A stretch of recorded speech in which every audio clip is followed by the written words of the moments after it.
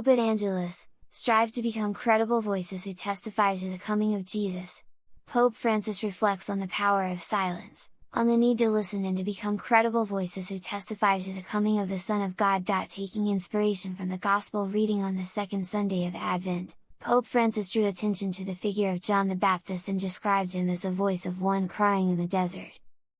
At the Angelus, the Pope reflected on the seemingly contradictory images of the voice, a means to speak in the desert, an empty place where you do not communicate.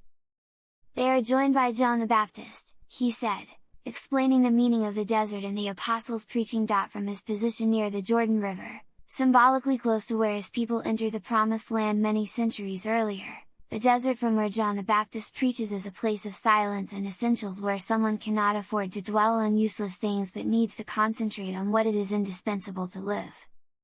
This, Pope Francis said, is an always relevant reminder: to proceed on the journey of life, we need to be stripped of the more, because to live well does not mean being filled with useless things, but being freed from the superfluous, to dig deeply within ourselves so as to hold on to what is truly important before God. Hold on to what is truly important before God.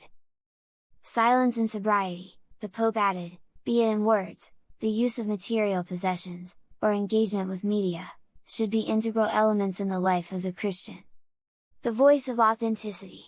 Focusing on the second image, the voice, Pope Francis highlighted its connection to silence, because it expresses what matures inside, from listening to what the Spirit suggests. If someone does not know how to be quiet, it is unlikely they will have something good to say, while, the more attentive the silence, the stronger the word, he said. The more attentive the silence, the stronger the word. What place does silence have in my days? Finally, the Pope suggested we ask ourselves, what place does silence have in my days?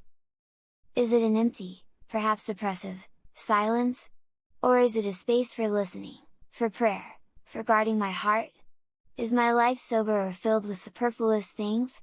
He said. Even if it means going against the tide, he concluded, let us value silence, sobriety and listening. May Mary, Virgin of Silence, help us to love the desert, to become credible voices who testify to her Son who is coming.